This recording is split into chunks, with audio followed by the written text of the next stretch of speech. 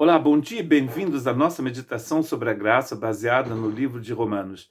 E nós então estaremos lendo hoje Romanos capítulo 15, verso 9. E hoje é dia 21 de outubro. Aqui está então a nossa leitura.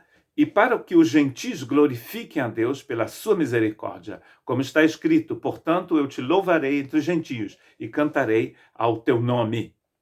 Paulo, então, estava falando ontem, na nossa meditação de ontem, ele falou sobre como Cristo, o Messias, se tornou ministro, ou seja, servo da circuncisão, por causa da verdade de Deus e para que confirmasse as promessas que ele fez aos patriarcas.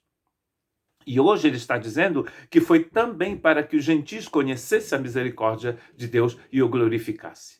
E ele mesmo, Paulo então está citando aqui, como ele vai citar nos outros versos que a gente vai ler, ele está citando um texto do Antigo Testamento, aqui no caso um texto da lei, onde está escrito que o Messias cantaria no meio dos gentios, louvaria ao Senhor no meio dos gentios.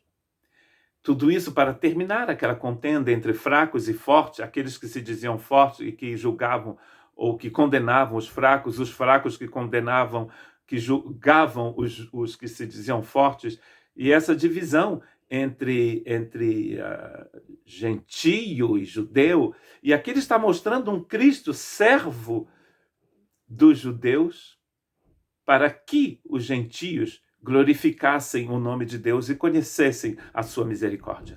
Então ele não só vai citar esse texto que se encontra em 2 Samuel, que a gente chama de texto da lei, tem o texto da lei, tem os textos proféticos e os escritos, que são os escritos poéticos. E Paulo vai então citar 4 textos. O terceiro texto está sendo citado no verso 10. E outra vez, alegrai-vos, gentios, com o seu povo. Um livro, uma citação, então, de Deuteronômio.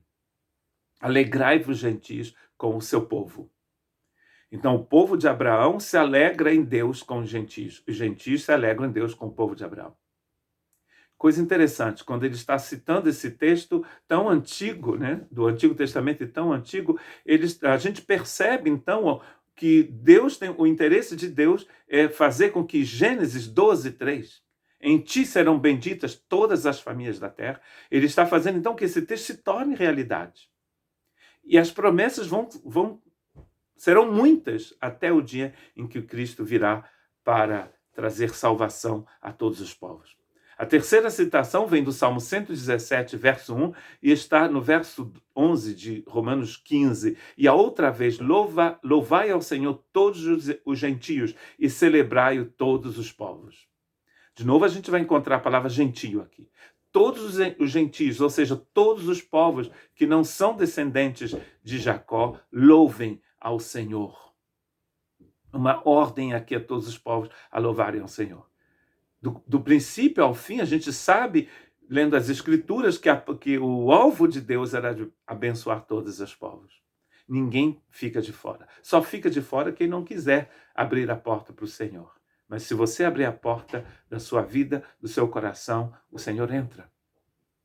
E o último texto que vai esclarecer muita coisa é o verso 12, quando ele diz: e outra vez diz Isaías, uma raiz em Jessé haverá, e naquele que se levantar para reger os gentios, os gentios então esperarão.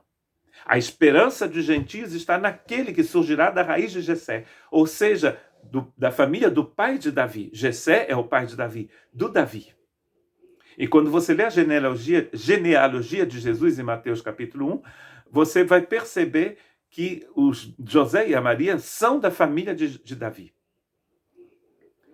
De lá, então, sai o Messias.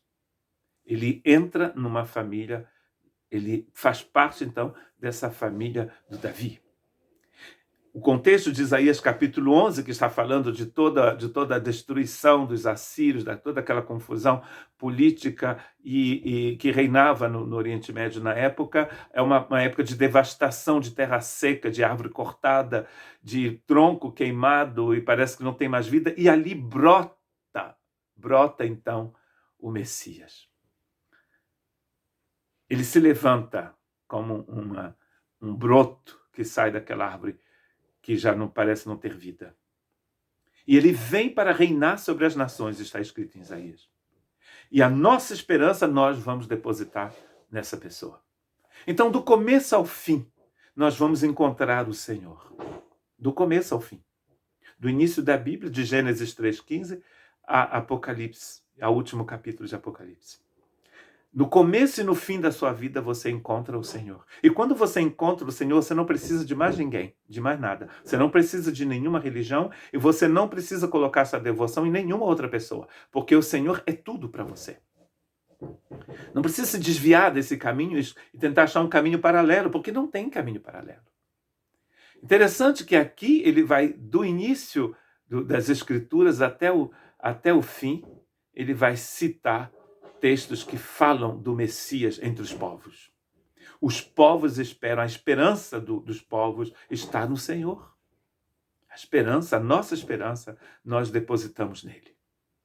E isso vai nos ajudar muito no relacionamento com o outro, porque a gente percebe que nosso problema hoje nas nossas igrejas não é o mesmo que eles tinham na igreja de Roma, que era mais um problema entre latinos e judeus, entre os que comiam de tudo e os que não comiam quase nada. E você percebe, quando você lê esses textos aqui, que o Messias une os povos. E os povos, juntos, ele está dizendo, juntos vamos louvar ao Senhor. Quando estivermos diante do trono do Cordeiro, a gente vai entender uma coisa muito importante, que é realidade hoje. Deus tem um só povo. De todos os povos e línguas, eles louvam como um só povo. Em Apocalipse, capítulo 19, esse povo é chamado de esposa do Cordeiro. Ou seja, só existe uma esposa. O Cordeiro só tem uma esposa. Que Deus possa te abençoar. Se você não faz parte ainda desse corpo, que você possa receber a vida de Deus em seu coração. Deus te abençoe.